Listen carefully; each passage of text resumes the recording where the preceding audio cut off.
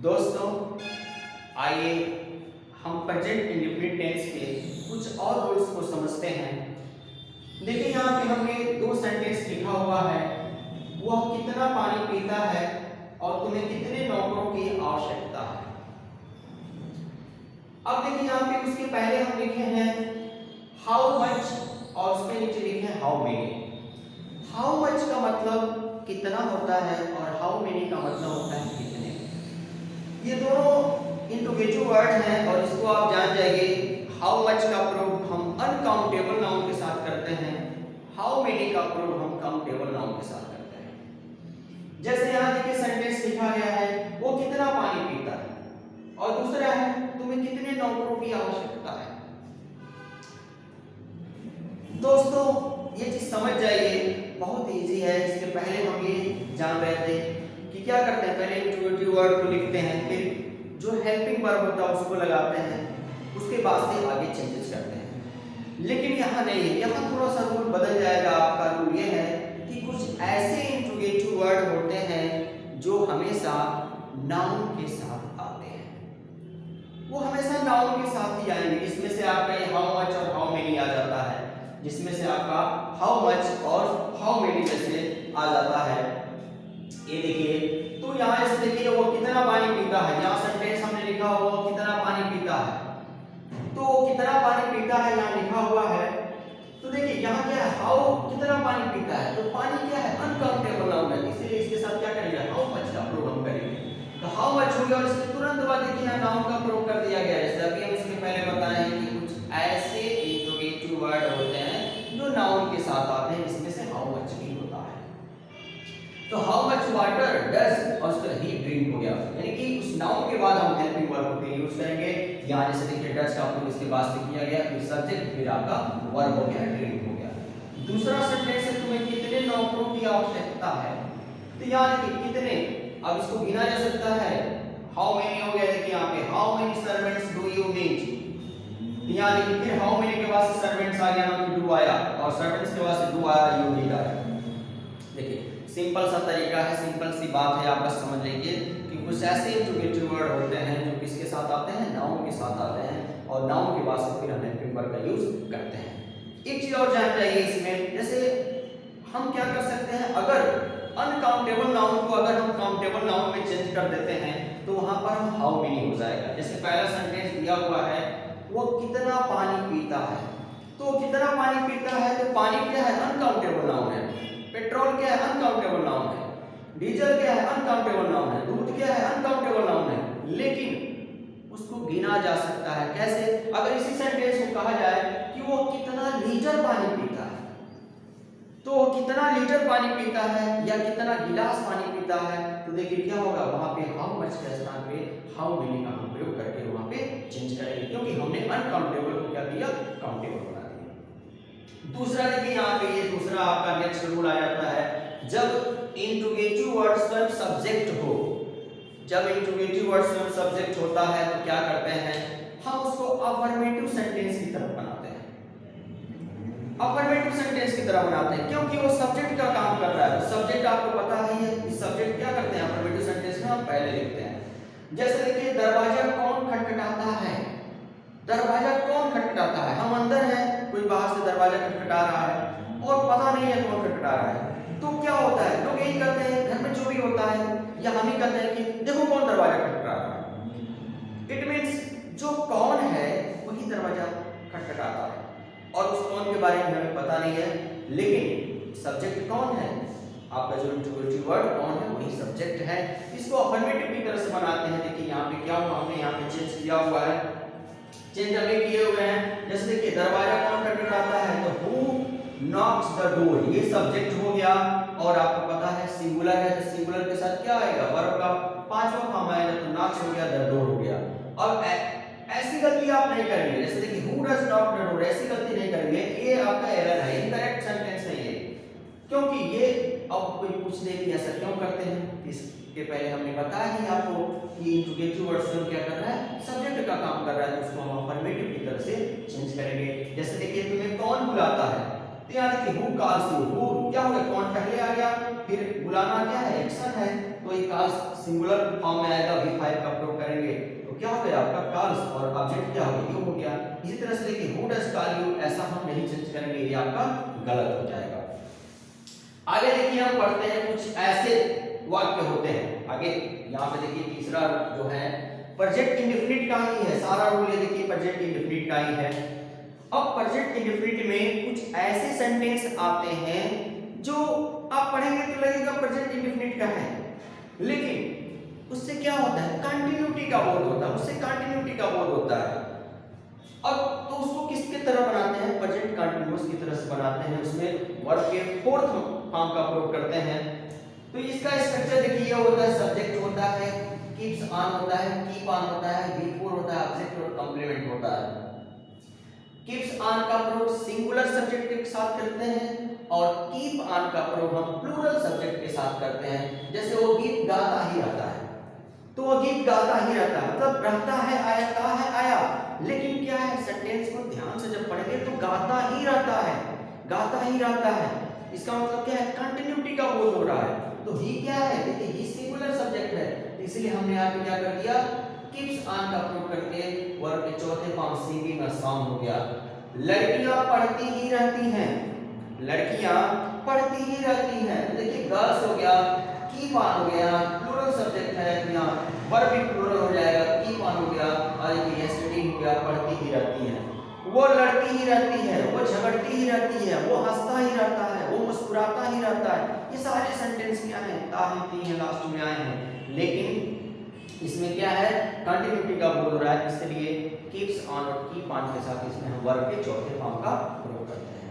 अगला देखिए आप बता दें, ये नेक्स्ट है आपका चौथा जो है, किसी व्यक्ति या वस्तु के निहित गुण होने पे, जैसे मान लीजिए कोई सेंटेंस है तो देखिए उसमें उसका इनहेरेंट क्वालिटी होता है, इनहेरेंट क्वालिटी जो होता है, जैसे मान लीजिए सिंपल सा, तो उसको हम ऐसा नहीं कि प्रेजेंट इंडेफिनिट में वो रहेगा, लेकिन प्रेजेंट इंडेफिनिट में नहीं बनाएंगे, वो क्या करेंगे हम उसको हम क्या करते हैं, हेल्पिंग वर्ब के साथ बनाते हैं, इज ए मार्क का प्रयोग करते हैं। जैसे एग्जांपल के तौर पर देखिए दूध उजला होता है, तो दूध उजला होता है, देखिए तो क्या है, it is a quality of milk, वो क्या है, वो उसका इनहेरेंट क्वालिटी है, एकदम है, वो दूध उजला ही होता है। तो यहाँ देखिए क्या हो गया, जब बनाया हमने मिल्क इज वाइट का प्रयोग हमने कर दिया, मिल्क इज वाइट, इसमें ऐसा नहीं कि ऐसा ही का प्रयोग नहीं करेंगे, वो सेंटेंस गलत हो जाएगा। ये देखिए मिल्क इज वाइट होगा, क्योंकि क्या है, वो उसका इनहेरेंट क्वालिटी है मिल्क का। जैसे खून क्या है, लाल होता है, तो खून लाल होता है, इसका मतलब क्या हो गया आपका, क्या हो जाएगा, ब्लड इज रेड, उसमें भी हम ब्लड इज रेड का प्रयोग करेंगे। अगला देखिए रूल, ये भी प्रेजेंट इंडेफिनिट का ही है, कि अगर कोई सेंटेंस है और उस सेंटेंस में किसी कार्य के करने की विधि या माध्यम का बोध होता है, तो उसे हम हाउ टू के द्वारा चेंज करते हैं, हाउ टू के द्वारा चेंज करते हैं। जैसे देखिए उसे तैरना आता है, तो उसे तैरना आता है, इसका मतलब यह है कि उसको तैरने की कला मालूम है, वो चाय बनाना जानता है, इसका मतलब क्या है, उसे चाय बनाना आता है, उसको पता है कि चाय कैसे बनाया जाता है, तो उसमें हाउ टू का प्रयोग करेंगे। जैसे सेंटेंस हो गया, देखिए ही नोज, सब्जेक्ट क्या हो गया, देखिए उससे है तो ही हो गया, और आना का क्या हो गया, नोज हो गया, क्योंकि सिंगुलर है तो यस फॉर्म में आ गया, भी वर्ब का पांचवा फॉर्म ही नोज हो गया। अब देखिए अब यहाँ क्या करेंगे, हाउ टू स्विम करेंगे, ये समझना है आपको, हाउ टू स्विम करेंगे। अब ऐसा नहीं कि आप ऐसा नहीं आप बनाएंगे, ये आपका इनकरेक्ट हो गया, ही नोज टू स्विम नहीं करेंगे। ये क्या होगा कि अगर किसी सेंटेंस में किसी कार्य के करने की विधि या माध्यम का बोध होता है, तो उसमें हम हाउ टू के द्वारा चेंज करते हैं। जैसे वो तैरना जानता है या उसे तैरना आता है, तो इसका क्या होगा, करेक्ट जो ट्रांसलेशन होगा ये होगा कि he knows how to swim, ये आपका सही ट्रांसलेशन होगा। तो इस तरह से देखिए क्या है, ये सारे सेंटेंसेस जो हमने बताया, ये भले से प्रेजेंट इंडेफिनिट में ही दिखे, लेकिन इनके क्या है, इनके तरीके अलग अलग चेंज करने के तरीके हैं, तो इस पे आप ध्यान देंगे और इसको आप मिस नहीं करेंगे। चलिए दोस्तों, अब हम प्रेजेंट इंडेफिनिट के कुछ और भी रूल्स हैं उनको समझ लेते हैं, और इसमें से बहुत ज़्यादा रूल्स अब नहीं बचे हैं, जिसमें आपका एक पहला आ जाता है रूटीन एक्शन। रूटीन एक्शन में क्या होता है, रूटीन एक्शन में देखिए दो तरह से रूटीन एक्शन होता है, पहला एक रेगुलर एक्शन होता है, दूसरा क्या होता है इरेगुलर एक्शन होता है।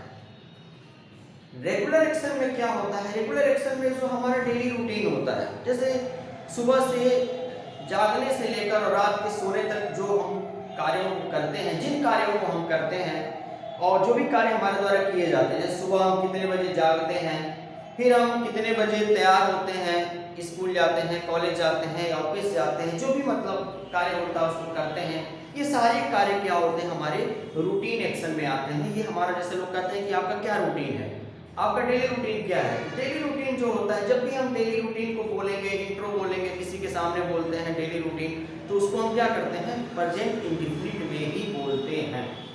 दूसरा देखिए इरेगुलर एक्शन होता है। इरेगुलर एक्शन जैसे अर्थक्वेक हो गया, अर्थक्वेक आप जानते ही हैं, तो अर्थक्वेक क्या होता है आपका इरेगुलर एक्शन में होता है। इसमें तीसरा पॉइंट हैबिट हो जाता है, आदत, और आदत आपको पता है ये आदत मतलब देखिए ही स्मोक्स हो गया, और चौथा पार्ट इसमें होता है यूनिवर्सल ट्रूथ। ये सब के सब क्या होते हैं प्रेजेंट इंडेफिनिट में होते हैं। जैसे रेगुलर एक्शन में देखिए यहाँ पे क्या है, ही कम्स हियर डेली, वो यहाँ डेली आता है, वो डेली सुबह 5 बजे जागता है, वो 10 बजे क्या होता है स्कूल जाता है।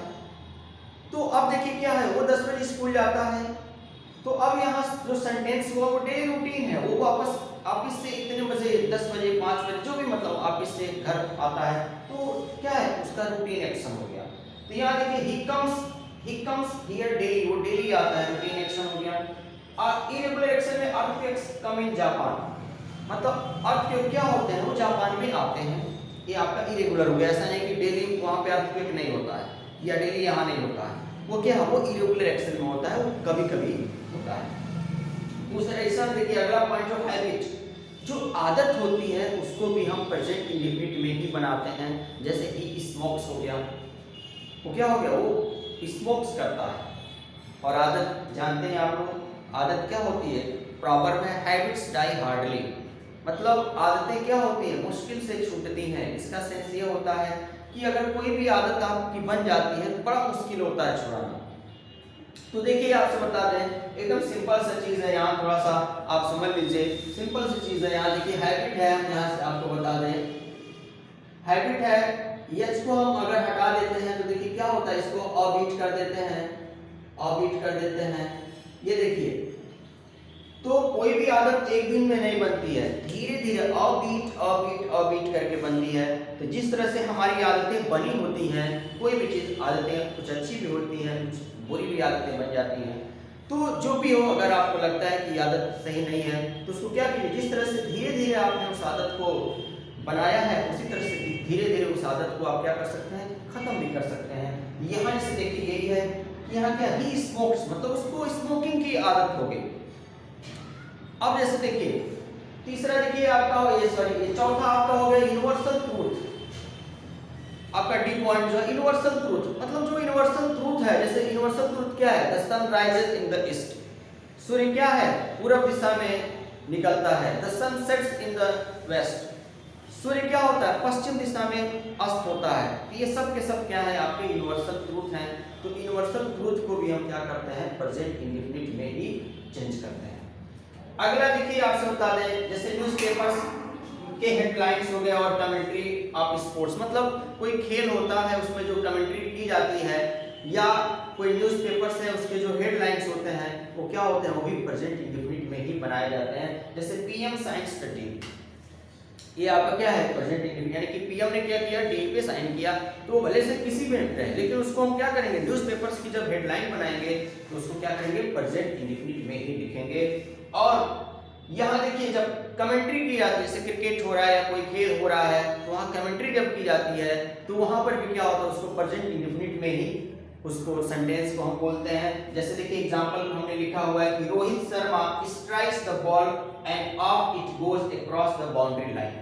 तो यहाँ देखिए क्या है, Rohit Sharma strikes the ball, मतलब रोहित शर्मा ने क्या किया बॉल को मारा, मतलब मारा वो पास्ट में हुआ, लेकिन हम बनाए किसमें प्रेजेंट इंडेफिनिट में। तो इस तरह से ये भी आपका एक रूल आ जाता है कि क्या होते हैं, जैसे प्रेजेंट इंडेफिनिट किसमें बनता है, हमने क्या बताया रूटीन एक्शन जो होते हैं वो प्रेजेंट इंडेफिनिट में बनते हैं। दो रूटीन एक्शन होते हैं, रेगुलर और इरेगुलर, ये हम बता चुके हैं पहले। उसके बाद से न्यूज़पेपर्स की जो हेडलाइंस होते हैं वो भी क्या होते हैं, प्रेजेंट इंडेफिनिट में ही लिखे जाते हैं। और अगर कोई खेल हो रहा है तो खेल की जो कमेंट्री होती है वो भी क्या होता है, प्रेजेंट इंडेफिनिट में ही हम लिखते हैं और बोलते हैं। चलिए फ्रेंड्स, अगले रूल की तरफ चलते हैं। यदि सेंटेंस में दो भविष्य की घटनाओं का वर्णन किया गया हो, यदि कोई सेंटेंस है और उसमें दो भविष्य की घटनाओं का वर्णन किया गया हो और उसमें किसका प्रयोग किया गया हो, जैसे कि इफ आया हो, बिफोर हो, व्हेन हो, अंटिल हो, इन केस ऑफ हो, एज सून एज हो, तो इनके तुरंत बाद हम प्रेजेंट इंडेफिनिट का प्रयोग करते हैं। जाहिर सी बात है, देखिए अगर फ्यूचर में दो घटनाओं के बारे में वर्णन किया गया है तो दोनों सेंटेंस क्या होना चाहिए, फ्यूचर में ही बनना चाहिए, लेकिन ऐसा नहीं है। उनको पहले सेंटेंस को अर्थात if, before, when, until, in case, as soon as के बाद वाले सेंटेंस को हम प्रेजेंट इंडेफिनिट में बनाते हैं। जैसे एग्जांपल के तौर पे देखते हैं, देखिए if he comes here I shall help him. अब इसका जब हिंदी हम करेंगे, इसका हिंदी होता है कि यदि वह मेरे पास आएगा तो मैं उसकी मदद करूंगा। तो अब देखिए दोनों फ्यूचर में हो गया, लेकिन करते क्या है, देखिए पहला क्या होता है, ये इफ हो गया, इसके बाद से हम क्या करेंगे, ये प्रेजेंट इंडेफिनिट में बनाएंगे। अर्थात हमने देखिए यहाँ बनाया है कि if he comes here I shall help him. अब दूसरा एग्जांपल देख लीजिए कि as soon as I reach Lucknow, यानी कि जब मैं लखनऊ पहुंचूंगा मैं तुमको इन्फॉर्म करूंगा। ये भी क्या है, भविष्य में दो मतलब घटनाओं का वर्णन किया गया है। तो इसमें भी देखिए एज सून एज आया है, जो एज सून एज के तुरंत बाद क्या करेंगे, हम प्रेजेंट इंडेफिनिट का प्रयोग करेंगे और उसके बाद से आगे अकॉर्डिंग टू टेंस का प्रयोग करेंगे। तो इस तरह से देखिए दोस्तों, हमने आपको पूरा प्रेजेंट इंडेफिनिट टेंस बेसिक से लेकर और यहाँ तक पढ़ाया। हमारे दोनों वीडियो को देखिएगा। अगर प्रेजेंट इंडेफिनिट टेंस को अच्छे से समझना चाहते हैं तो हमारा पहला वीडियो भी देखिएगा, ताकि ये और अच्छे से समझ में आए। और आगे के वीडियो को देखने के लिए हमारे चैनल को सब्सक्राइब कीजिए और फीडबैक दीजिए आप हमको क्या और अच्छा कर सकते हैं, इसमें क्या करें जो और बेहतर हो। और जिस टॉपिक को आप पढ़ना चाहते हैं, किसी भी टॉपिक को अगर आप पढ़ना चाहते हैं तो वो भी हमको हमारे कमेंट बॉक्स में लिख कर बताइए। मैं इस टॉपिक पे वीडियो बनाऊंगा और मेरी पूरी कोशिश रहेगी कि आप अच्छे से समझें। आपका दिन शुभ हो। जय हिंद, जय भारत।